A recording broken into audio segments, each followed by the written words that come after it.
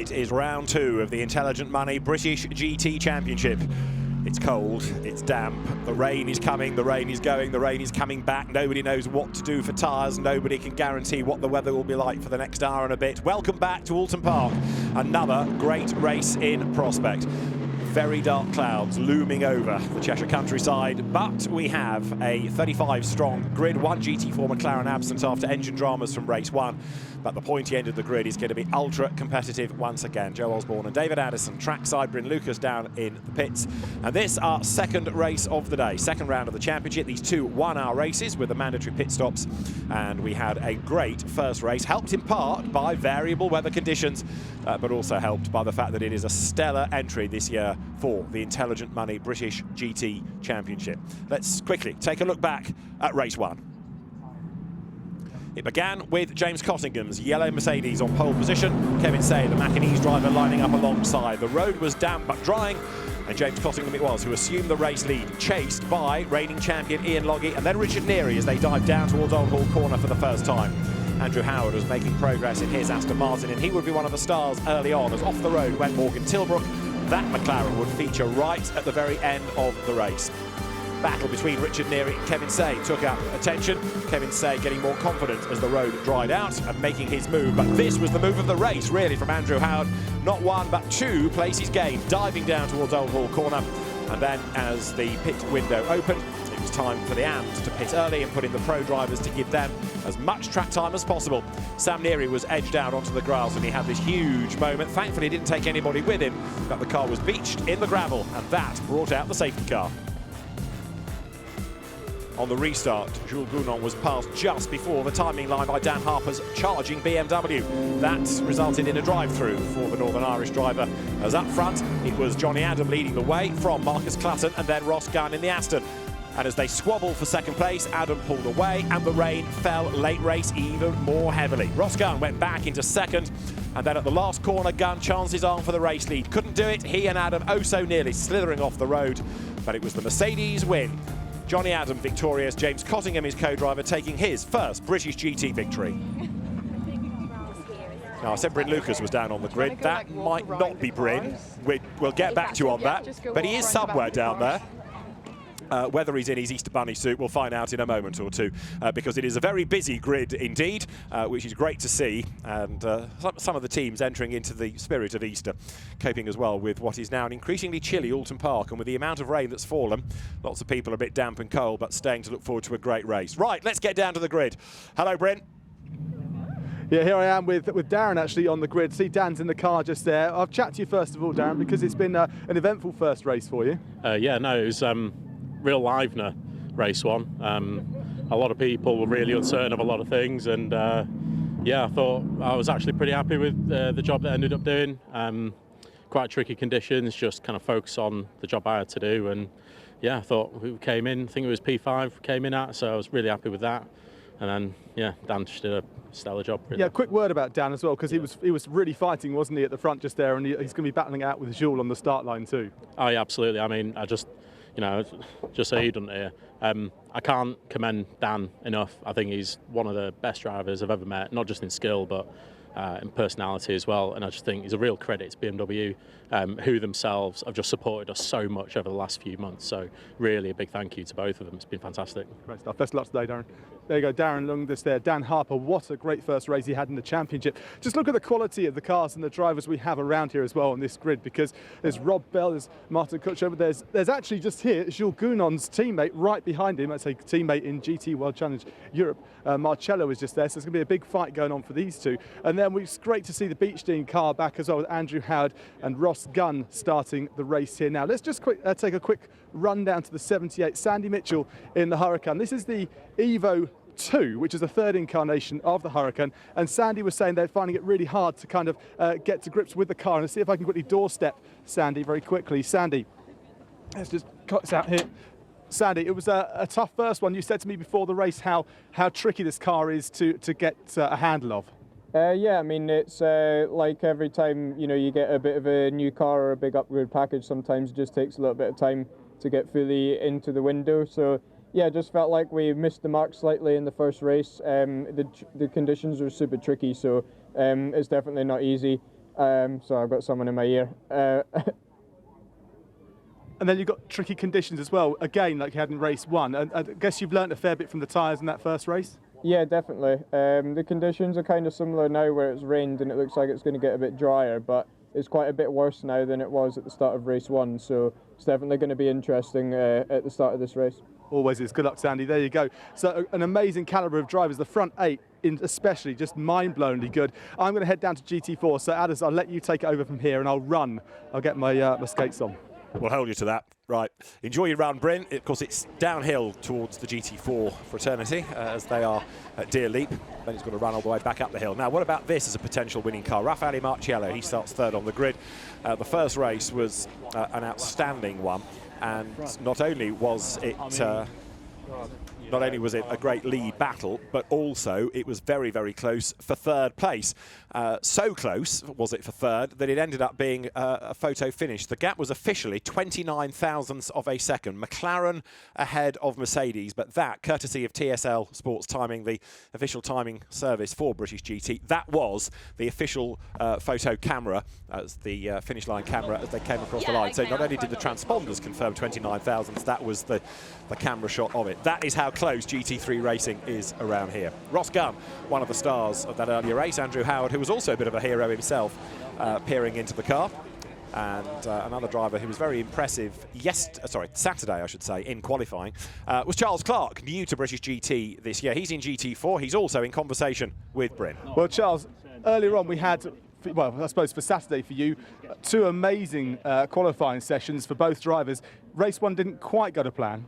Yeah, Saturday was great. Me and Jack both qualified on pole, so it was a great start to the weekend. But yeah, race 1 wasn't the best for us. But again, we're starting from P1, so just want to hand the car over to Jack in a good position and hopefully stay out of trouble. And what do you think about these conditions? Oulton Park always seems to throw out the conditions question.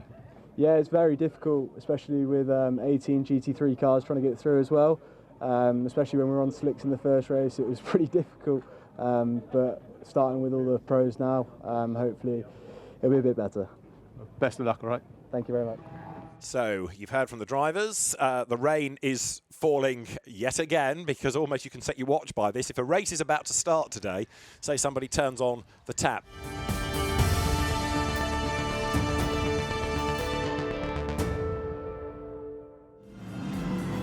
So Jules Gounon and Dan Harper will lock out the front row of the grid. The second row, Raffaele Marciello and Marvin Kirchhofer. And then row 3 of the grid is going to be Ross Gunn and the race 1 winner, Johnny Adam. Then Sandy Mitchell lines up alongside Rob Bell. All of these star names in international GT racing. Sam Neary next with Will Tregurtha rounding out the top 10. 11th, you find Marcus Clatton. 12th, Callum McLeod.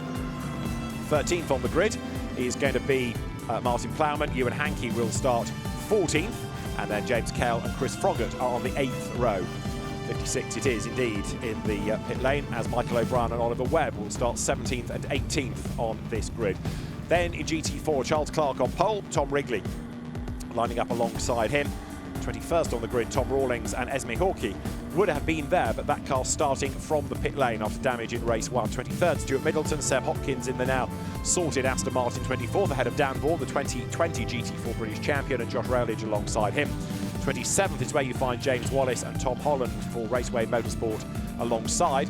Then Lewis Plato and Michael Broadhurst, experienced drivers, both good to have them back on the grid. Eric Evans and Matt Nicol-Jones, the top 2 cars in GT4 in race 1, a long way back on this grid, but ahead of Chris Salkeld and Bobby Trundley from Team Brit. And then it's going to be James Townsend who rounds out the grid. Well, we are told only 1 green flag lap. We've got this one Janetta number 56 now starting after car 80 from the pit lane. But Joe, this road is getting wetter all the time, at least on the back part of the circuit, whereas over here the rain has stopped for the moment. Nobody can second guess what's going to come. Yeah, Williamson, it's so much wetter in that end of sector 1. Look how dry it is there. There's no spray whatsoever. Never seen it split so much at Oulton Park. It's not the longest lap. I assume that's why they're late to that end, because it obviously rains a lot more over there. But yeah, the drivers are going to have to get on top of that quite quickly. 1 formation lap, as you said, that doesn't give these guys much time. Tyre temp, brake temp, even to get their eye in. This is going to be a fiery start. I can feel it in my waters. Well, Silverstone is a circuit, for example, that's always noted for having its own microclimate. Oulton Park, you're right, isn't one, but Ian Loggie's got his woolly hat on just in case. Ian Loggie, although he's a Scot, he does live near Oulton Park these days. He's based in Tarporley. So the cars come down towards Lodge Corner. You're looking back then from Jules Gounon's D2 liveried Mercedes, that car with the livery inspired from the Mercedes CLKs of FIA GT 1997 era. We're about to go racing at Oulton Park then. Round 2 of the Intelligent Money British GT Championship is go.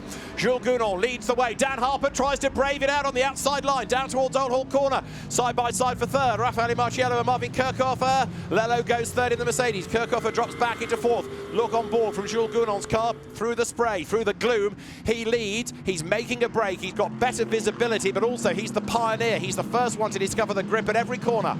It's going to be difficult. This spray is going to be like a wall of water. You cannot see anything when you're sat in this car. Imagine waking up with conjunctivitis, having Vaseline smeared over your glasses. That's how it feels. These guys are feeling their way round. Because you look back, you can't see the headlights as the speed goes up. Marciello around the outside. There is grip up there, but Harper's in that wide BMW. He's going to run him out of road, but it gives him enough. Big slide. Marciello's got the run. That was a great move all the way around the outside at Shell. People do say there's a bit more grip in the wet on the outside, and Raffaele Marciello, who's never raced at Oulton Park prior to this weekend, didn't even test either. He's learning fast. He's up to second. So it is going to be on lap 1 then, as they come over Hilltop down towards Hislops, a Mercedes AMG 1-2, as you see the whole field pouring through Hislops over the brow and now down towards the right of Hislops and into Knickerbrook Corner they come. Riding on board with number 36, the DTO Motorsport Josh Rowledge driven McLaren in GT4. Comes then now through Hislops, right and left, and then right into Knickerbrook. So, up towards Druids on lap 1, Jules Gounon leads Raffaele Marciello at Oulton Park. There's a sentence I never thought I'd say. In third place, Marvin Kirchhofer ahead of Dan Harper, who's dropping back a little bit into the clutches of Ross Gunn, then Johnny Adam, the race 1 winner. And remember, of the cars in that leading group, his is the one with the heaviest pit stop compensation time. It's really interesting to see that BMW struggling to get its power down at the moment. All of these cars have got really sophisticated traction control systems using many inputs, working out how much power to give the car at any given moment. But that BMW struggling to get it down in an orderly fashion. And look how much wetter it is as you come into turn 1. Spray comes up, Ross Gunn looking to the inside. Not going to quite get the run on him there, but really showing intent. And look at the first 2. They have checked out completely. Gounon Marciello obviously have won everything that we've got to offer them in GT racing, but I think Nürburgring experience, these mixed conditions, I think they just are so at home in their machinery, and they're really, really proving that fact in front of us right now. Well, Jules Gounon led at the end of lap 1 by 2.899 seconds. However, Raffaele Marciello doesn't just want to win the race, doesn't just want to win the championship, and off the road goes Sam Neary. He also wants to prove he's top dog Mercedes driver, but Sam Neary going backward at high speed. Now, thankfully, he's not going to hit anything solid. However, what we now need to see is how easy or otherwise it's going to be to get that big, heavy Mercedes AMG GT3 off very wet, friction-free grass. Looked like it was Treacherous on his inside, this Lamborghini in shot with the yellow on the inside. Couldn't see any contact, but going side by side through islands not easy, especially in the wet. He's done a good job to get it off that wet grass. He's now got to pray for a safety car, but that's going to be a long, long afternoon for Sam and his dad Richard in that car. But as I said, Harper really backing these guys up at the moment. I just pray for him that the car's going to come to him. Maybe the tyres weren't as hot as the other guys out the tyre ovens. He just needs a lap or 2 to get into it. But look at the gap already. You can't see Gounon in shot. You can barely see Kirchhofer, and then Harper's in shot now. I think Gunn's going to get quite impatient because he's going to then get worried about Johnny Adam behind him, and that whole concertina effect is going to come into action pretty soon, I think. So down they come then towards Lodge Corner. This is the fight that's going on now for 4th place, which is Dan Harper ahead of Ross Gunn, factory drivers both. See McLaren, see Mercedes, then McLaren, turning into Lodge Corner. McLaren is the Vogue car, and it's the same in GT4. Look, McLaren, the top 3 as they drop down towards Lodge. Number 90, Charles Clark, then, new to British GT this year, one of the front runners last season in the Porsche Sprint Challenge for the Cayman 718s. Of course, his dad used to race a Dodge Viper, amongst other things, in British GT. Side by side here, look, diving down towards Cascades on the inside line there. Martin Plowman on the outside line, Will Treacherous. Martin Plowman stays ahead of the McLaren. Jules Gounon's lead up to 3.5 seconds. He's got 2 extra races worth of experience around here than the man that's chasing him, Raffaele Marciello, as through the gloom the battle remains here for 10th place. Martin Plowman just ahead. These guys last lap were 1.5 seconds quicker than anyone else around them. They're now 13 seconds clear of Kirchhoff in third place. So these guys have really got to work out even team orders, 2 factory drivers. Yeah. Is it worth Gounon even holding up Martial? Different teams, I'm not suggesting it's going to be easy, but they'd be better just to crack on and make it the win between those two rather than trip over each other. In GT4 there might be some tripping over in a moment, because Dan Vaughan in the Porsche very determined as they went up Clay Hill there to try to find a way through the traffic. He has got the McLaren there just ahead of him. Behind is the Lewis Plato driven BMW 61. At the back of that queue is Eric Evans in the Ford Mustang. As down here, look, comes number 23 Seb Hopkins, diving down now to lodge them. The GT4 battle is now being caught by the overall race leaders. So through the gloom, through the traffic, lights are flashing. It feels very Spa 24 hours like this now, doesn't it? Jules Gounon leads Raffaele Marciello out of Deer Leap. And this will put 10 laps in the book. 42.5 minutes to go. Over the line, wipers on. Traffic to the right, traffic to the left. Gounon dives through. Marciello dives through. And that means they go ahead of Chris Salkeld's Century Motorsport Run BMW GT4 spec car. But there are still 1, 2, 3, 4, 5, 6 at least back markers to clear. So Jules Gounon's got to be on his toes here. And they're too wide and a lot of the time. Gounon's been lucky that BMW's coming over. Look at the run he's got. Nowhere to go for Marciello. Has to lift off, breathe off the throttle, and he's going to get through. But at the moment, he's just following Gounon. There's no chance to manipulate a space. That's what, at the moment, the frustration will be for him inside that car. A lot of Oulton Park is 2 car wide at maximum. So even if there is that run, there's not the chance to get it going. But this other onboard we've got here, we can see he's working hard. Normally, this Mercedes is quite docile, quite placid when we watch the onboards, but in the wet he is working that car pretty hard, but he's obviously hustling it in a way that he's confident with it. Let's just look at the differences on traction. Gounon looks like he had a good drive there. He's getting around one of the Artura GT4s. It's going to be so difficult as these guys put the worst fake smiles on possible, because one, they're watching these pros hustle these £500,000 cars that they might have to pay the damage bill for, but also within the next 15 minutes they're going to be driving those cars. So yeah, I'd say it's been a relatively uneventful trip through those GT4s, considering how bad it looked like it could get with them tripping over each other. It's all been quite good so far.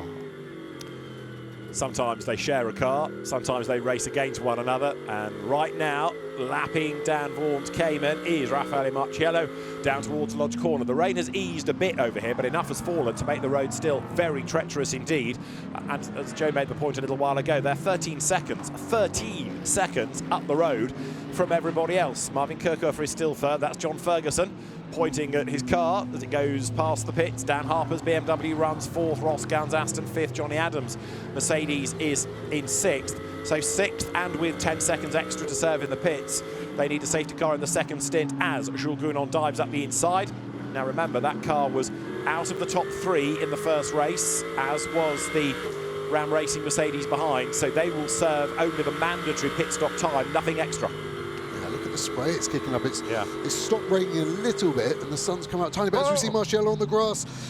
Please keep it on, keep it on. The barrier comes close, a little bit of gravel. He's going to slap the barrier, maybe get around it, Scandinavian flick, and he survived that. Splitter looked okay from the bounces I saw, and he's going to be able to get clear. He's flashing his headlights at the Mustang. I don't know if that was the car at fault for him going wide, or it was the Mercedes. It was hard to see where he was on track, but that is a really good illustration of what happens in multi-class racing. But if it can bite the best, it can bite anybody. So Raffaele Marciello doesn't make many mistakes, but a tiny off there, and it could have had serious consequences. Right, damage inspection, he's got a bit of grass in the front, of course, having scooped all that up as he ran wide at Island Bend. But the most significant thing is he's still in the race. Yes, the gap would have widened from 0.6 of a second, but it could have been a whole lot worse. Fights the car out of Knickerbrook, blasts up the hill now. Let's see how he got there, Joe. So he should be on the outside as his shot comes in. It's all by himself. Yeah. Got a little bit greedy, used the apex curb, and the apex curb ends very abruptly on the inside. It looks like he hooked the left wheels onto the muddy part. Wow, that was so lucky. The Mustang checked up like Marciello did in race 1, to be fair. So on board, for me, he uses too much curb on the left. Watch the curb, comes into shot, and then it ends. And I think he just grabs the water on the inside of that. Does well. He doesn't panic here. Look at that tire barrier coming up on our right. Almost flicks it to the right, round. He's got 180 degrees of lock on in between 2 GT4 cars, lives to fight another day. The world's fastest Flymo is still in second place. So the gap is 4.3 seconds. Jules Gounon breathes a sigh of relief, and Raffaele Marciello now has to fight back. Now, what has that done to the gap between him and Marvin Kirchhofer? 9.5 seconds. It therefore is reduced a touch. This car is still clear in GT4. Charles Clark's McLaren, the Optimum Motorsport car, from pole position, leads the way. And it doesn't have the pit stop compensation time to factor in. It does have 14 seconds extra, though, because of it being a silver-graded driver pairing. So if you're a silver-silver partnership in GT4, you take another 14 seconds in the pits. Second in GT4 is a Pro-Am car. Now that is the entry number 29 of Tom Wrigley and Ian Goff. That doesn't have those 14 seconds, and the gap between them is 1.6. In other words, it is advantage number 29. Now the GT3 cars can now pit. Their pit window is open, but probably nobody wants to come in yet, because that's why you have a pro, to maximise your chances as an AM. Keep them out there. Yeah, exactly that. And the pros are battling hard. See one of the Mustangs going straight through the Knickerbrook chicane. Didn't look like anyone was around him, so I'm not quite sure what his excuse for that will be. Johnny Adam out on the grass. Just when you get them, then came across and made contact with the BMW. I hope that photographer's okay. Looked like he did a good job of diving out of the way, but I'm a little bit worried about the barrier damage there in terms of a safety car, but it looked like Johnny Adam got pushed wide, and as he came back over for the racing line, kind of left the Century BMW nowhere to go. Quite an odd place to go off, hence why there's no tyres in front of the barrier there, but hopefully the BMW, because it hit it so square, might be able to pop it in reverse and get going. He's got going, but hopefully he's not leaking a load of fluid. Not that's going to make the biggest difference when it's that wet, but shredding a lot of carbon fibre. I think that splitter just went over under its own front wheels. So there's debris on the racetrack now, in addition to everything else. That's Luis Plato at the wheel, the former Radical and Porsche racer. We've seen him in Mercedes, of course, in this championship in the past. The lead gap now, 5 seconds. Pit window is open. And Marciello needing to fight back in his last lap, 8/10 slower than Gounon, as he's still in the traffic. Yeah, and the teams will be primed as soon as the safety car gets called. They will all box to save time, even if it is getting that slower AM in early. As we see Treacherous struggling, the difference is so big, but if you get checked up, that's a 1.5 seconds lost, done, and you've just got to move on. But yeah, I think that would be the day done for Plato in that BMW. There's a huge amount of damage. It's one way to make that grille look a bit better, I think, though, on the BMW, so maybe it would be an Evo for it. But again, Gounon's just lost another second, getting stuck behind the Optimum car, and again, that's a GT4 leader. These are 2 leaders. Neither of them are slow, but the speed difference just makes it. The Optimum car's done a mega job staying to the left. Shows Jules, I want you to go on my right. And they both can go flat out up the hill with minimal/no time loss whatsoever.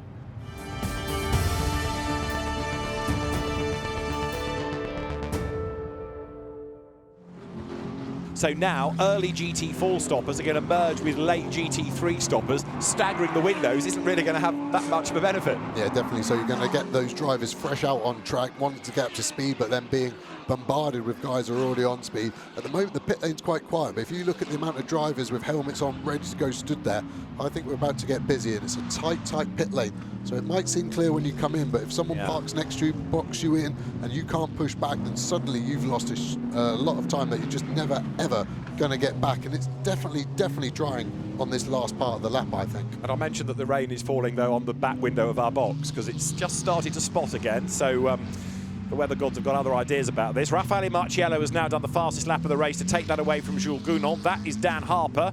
There behind him is Ross Gunn in the Aston Martin. And then Johnny Adam, whose Mercedes hasn't really come alive in this race in the way that it did in race 1, quirkily. Yeah, and Harper's BMW has come alive. Do you remember he had 5-6 cars stacked behind him? Ross Gunn's always been a second with him, so he's had quite a frustrating stint. But Johnny Adam, he's dropped back a little bit. And again, it's the opposite way around this race, isn't it? The 2C cars, the Adam Cottingham car that was so strong in race 1, doesn't quite have what Gounon's had, and potentially Loggie's going to have once he jumps aboard that number 1 car. But yeah, the spray's starting to die down a bit. I still don't think there's any chance as we see Gounon pit. Loggie here in front, going to run in, get this change done. They are changing tyres, but it is for another set of wets. Yeah. So they look like they're brand new. I'm saying that because I can see the edge of the tyre blocks. They're very square. As you use a wet tyre that just rounds the edge of the block off, gives it slightly less bite. You can see the brakes smoking away. We've got a lot of pit guys now, so it's going to get very busy very quickly. I think this is the lap they've got to do it, otherwise the window will close while they're out on track. So in is Gounon. No, Marciello I think has carried on. Yes, Raffaele Marciello has gone through for another lap, so that'll be interesting to see if he's timed it right. Kirchhofer is in, Harper is in, Gunn, Adam, Mitchell, Plowman, Treacherous, they're all in. That's Ollie Webb's car making its way towards you now with Andre Borodin at the wheel of it. Sam Neary gives way to Richard Neary, and that car is about to be released as well. Yeah, Marciello is tight on time here. 8 seconds, I think he's got on top of a normal lap time to get in. The big positive is that, again, like race 1, we're going to have a Marciello versus Loggy lap time, though. So Loggy's out lap versus Marciello's in lap. I would guess it's going to be 3.5, 4 seconds. The last lap, Marciello was only 1 second behind. So if they have a clean pit stop, I would actually predict to see that Ram car in front of the 2C's car. You see the other car, James Cotterill, now on board, the number 4, drop to the floor. You'll see the mechanics push it back as we see Alex West take over from Kirchhoffer. Darren Lung in the BMW. They've stuck in position quite well, maybe a little bit closer. 2C's pushing back. They've been very kind there. They could have pushed back in front of that Aston, I think, and potentially blocked it. So it's going to be a big fight down pit lane as we see a McLaren cut right in front of that car. Marciello in. How much time's he got spare? Yeah, he's fine. He's actually 20 seconds, so it's going to be okay. Look how busy that pit lane is. And Marciello now will actually be in a quieter pit lane as well. So he was absolutely perfect on that. Good call from Ram Racing. Yeah. Feels risky, but sometimes you've got to roll the dice, otherwise what's the point of being at the party? So the Jules Gounon pit stop was a 1:11.2, and similar time for number 91 BMW, where it was a 1:12 pit stop for number 88 McLaren, and you're looking at 1:10 as the absolute minimum. But of course, 1 or 2 of the cars from the earlier race will have the pit stop compensation time to factor in as well. So there, about to make the way down the pit lane, is the now John Ferguson driven Mercedes. GT3 pit window is closed. Don't worry, as long as you're in before the window closes, you don't have to be out. As long as you're in the pits, that's fine. Now there is the race leading car, that of Ian Loggy. Lots of traffic around him, but such was the margin that he had over the 3rd place car. That's not going to affect, but it might affect where that car is relative to 15, which is on its way. Here it comes. So John Ferguson down the pit lane, but of course he's not up to speed. He will leave the pit lane in a moment. There with the lights are flashing is Ian Loggy. So has this been the genius call by Ram Racing? It looks like it has, because that car, yes, takes over the race lead. Now John Ferguson has to get up to temperature with the tyres, get used to the circuit, but he's pulled a massive gap over Ian Loggy, even though he got a bit nervous there at Cascades. Yeah, I'd say Marciello's pulled the gap if I'm being pedantic about who's done it, yeah. But you saw the Ginetta lunging there at Ferguson. Looked like he was going off himself. So Loggy got the traffic, Ferguson's already been compromised. They've nearly got the whole straight in between them, so 3 to 4 seconds. Again, I just think that's a Marciello in lap versus a Loggy out lap, and that is incredible tactics by Ram. Roll of the dice, but it wasn't the riskiest move. But on paper, when you're the engineer going, oh, I've only got 20 seconds spare, what happens if he has a spin? I'm going to look like a bit of an idiot. You've got to make those decisions. You've got to keep your pro in conditions like this as long as you can, and I think it's really paid dividends already.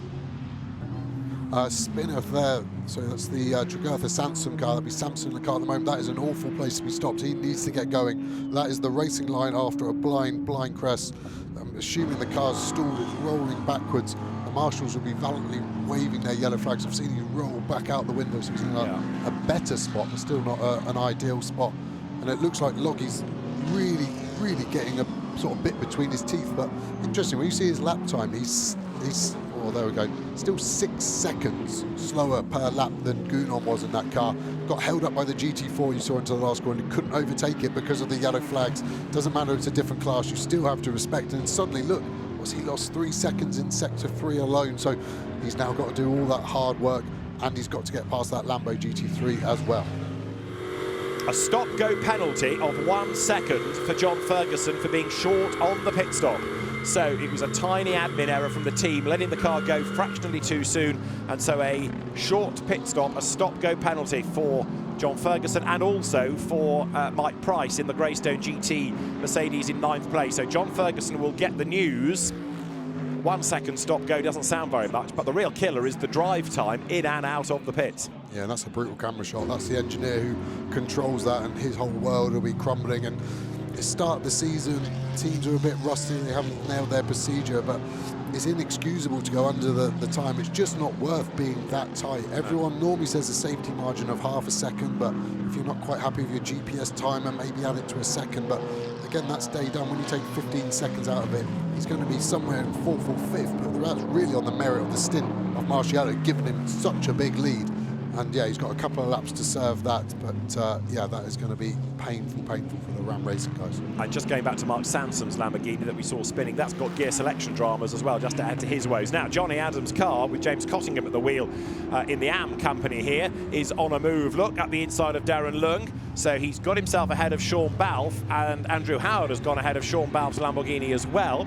So now Cottingham is 5th, Andrew Howard is 6th, Balfe dropped back into 7th, and Darren Lung, winner with Alexander Sims at the end of last year, but not the most experienced in terms of GT3 machinery, is about to get mugged by James Cottingham. Look, the race 1 winner who lines up on the inside line coming down towards Island Bend, but Darren Lung in the grunt and go BMW is able to fend him off. Yeah, a load of torque on the top speed of that car, wasn't it? It looked like Cottingham had a huge run on him. Didn't really defend it, to be fair. Now he's trying to go around the outside. It's really tricky, that BMW at the slow speed, isn't it? We saw Harbour have some big slides because Howard's gone all the way around him too. Look at the gap lost in one corner. Now Balfe's all over the back of him. Again, it's so hard to get a bit of composure now. He just needs to get his eyes forward, hit his marks, and get back to it. For sure, that BMW at slow speed is hard work, but I think we saw Harbour doing such a good job. We know it's possible. Maybe it's just a slight lack of experience, and later on in the season, he'll be in a bit of a different position for a fight like this. I think John Ferguson, though, when he makes that penalty pit stop, he's only going to lose 1 place. He's in now, so the leader is in, John Ferguson, to serve the stop-go penalty, but such is the gap first to third that it will only put him behind Ian Logie. He won't like that, but it could be a whole lot worse.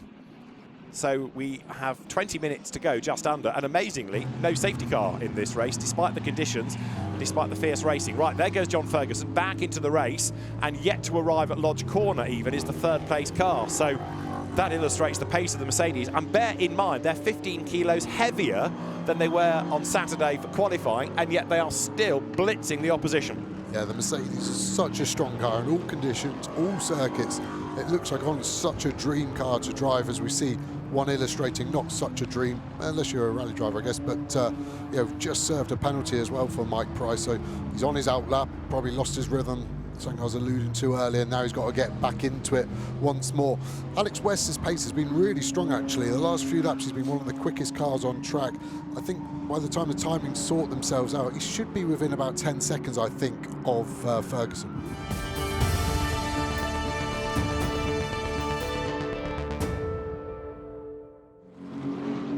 John Ferguson perhaps is on borrowed time, because now 1.2 seconds is the margin, although last time around he was only 0.02 of a second slower than Alexander West. That's how evenly matched those two are. So now it really needs for John Ferguson to be delayed in the traffic behind Aston Miller to enable West to catch up to him. What was all that was flying? Was that just a windscreen banner? I think they're going lightweight version, so if they're underweight, at least you can add that back on. But yeah, you can see Miller catching Brown as well. That was intense there, that battle.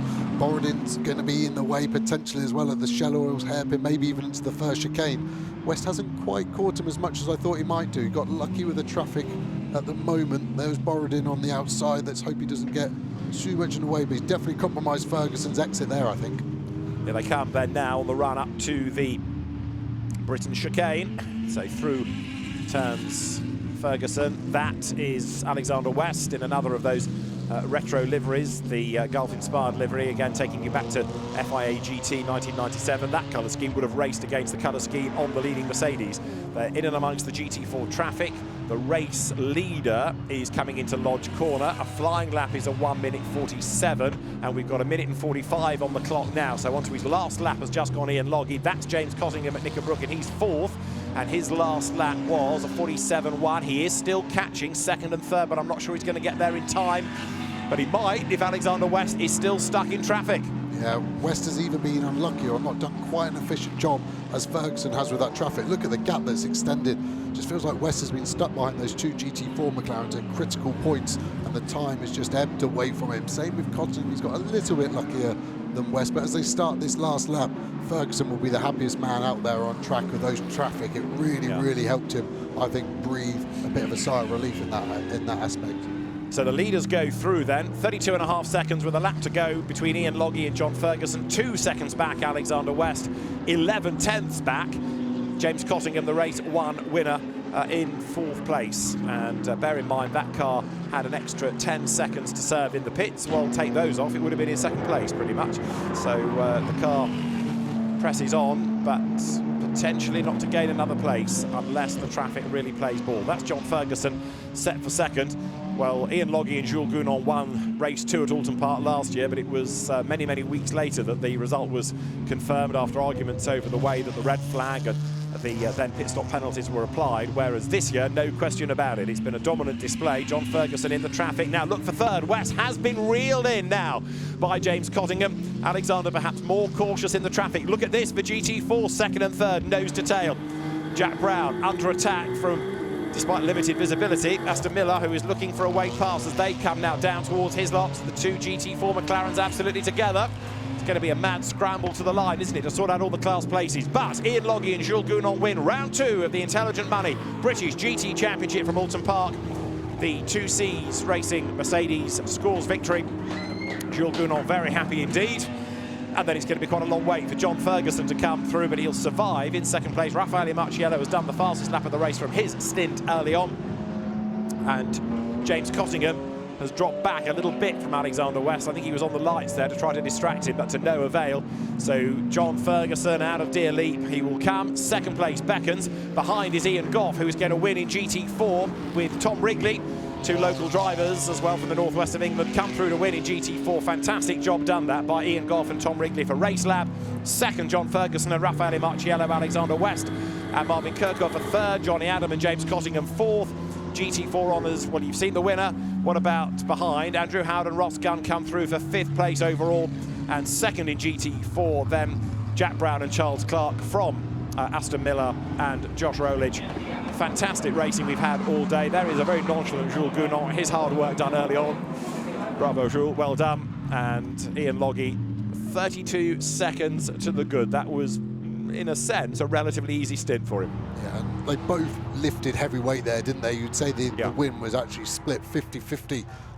Depending on their stint. And I think when we saw how close Marciello was getting, it looked like Ram had the advantage with the car setup. But then as it tried out again, it looked like it swung back to 2Cs. And what a start to the championship for that 2Cs team. One race 1 with Adam and Cottingham, and now have won race 2 as well. So they couldn't have had a better start to the season, obviously, and they'll be super confident going forward that they're going to have a strong year with both their cars.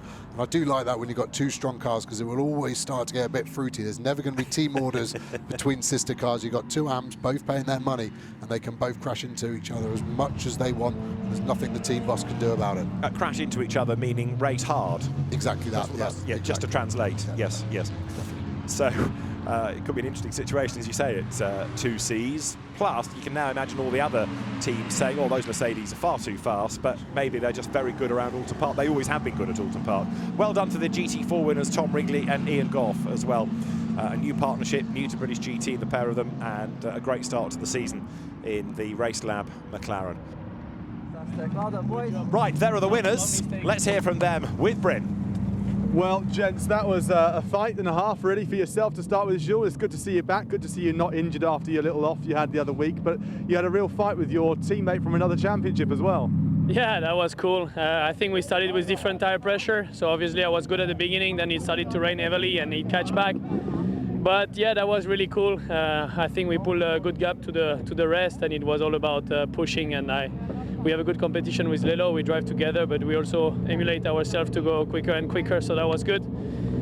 Tricky day, you know, the weather was crazy, but Yen today did a fantastic job, no mistake, and winning with 30 seconds in the rain, it's pretty amazing, so congrats to him also and the team. Now, we saw Raffaele go off the rope. Did you get to see that in your mirrors? Yeah, actually I was on the fast left and suddenly something popped on my peripheral vision and I'm like, what's up? I look and I see Lelo half on the grass and I'm like, oh, that's a big shunt here. And actually he saved it, so fair play to him. But yeah, after that it was all about taking no risk, creating a good gap to give the car to Yen, and I knew that Yen will do the job, and the team did a fantastic job this weekend, double victory for them. Cannot be more pleased than that. Yeah, very quickly, Ian, just a very quick word for you, Ian. We said before, while we were watching this, you don't have to win every race to win a championship. It's not a bad one. Yeah, so I suppose it's a perfect weekend. P4 in the first race, P1 in the second, so as I said earlier, you've just got to be close to the podium every weekend, and that's what we've done. So here we come, Silverstone. Great stuff. Well, congratulations. I can see Ian Goff now from GT4. So let's take a little trip there. Congrats there to Ian. Well done, Ian. Congratulations. Congratulations. Let's try and get your car in the background as well. Try and find your teammate. But a great win for you guys. Just know exactly where. Sorry, we'll be chasing each other around the car park for a while, won't we? But a great performance from you. It did start to get a bit tighter, but it seemed to be something that you were managing. Listen, I think Tom handed over the car in such a good position for me, so I was just worried when I got into the car that I was actually going to choke and lose that advantage. So I just asked the team every lap, just give me the gap behind and we're just going to manage it. And I'm just so grateful that I could, just still pinching myself that I'm a British GT driver. And it's Race Lab's first time in British GT. Awesome. And I am man. Awesome. Well, I was going to say, I mean, yourself here is your debut in British GT this weekend, and so in your second race, you take yourself a victory. So you must be feeling pretty confident, both of you, for the rest of this season. Yeah, definitely. Yeah, absolutely. Awesome win that was. Made up for this morning's disaster. Yeah, absolutely over the moon. Ian drove unbelievable in very tricky conditions there. So yeah, amazing. So happy. Yeah. I said, well, huge congratulations. Well done. Thank you very much. Cheers. Thanks so much. All right. Cheers, guys. So the results are thus: Ian Logie and Jules Gounon winners by over half a minute from John Ferguson and Raffaele Marciello, who had that stop-go penalty. Alexander West and Martin Kirchhofer just hang on to third from Johnny Adam and James Cottingham. The race one winners ahead of Ross Gunn and Andrew Howard. Fifth and sixth, Dan Harper and Darren Lund. Seventh to Sean Balfe and Sandy Mitchell from Mark Smith and Martin Plowman. Michael O'Brien and Simon Orange ninth, with Mark Radcliffe and Rob Bell rounding out the top 10. Another penalised car, Callum McLeod and Mike Price down in 14th, and with its wiper dramas, Chris Froggatt and Kevin Say, definitely not Kevin C in those conditions, 15th in the Sky Tempesta McLaren. As far as GT4 was concerned, the winning car 17th overall, the winners in Pro-Am as well. Ian Goff and Tom Wrigley, the winning silver, second overall in GT4, Jack Brown and Charles Clark, and third, Aston Miller and Josh Rowledge.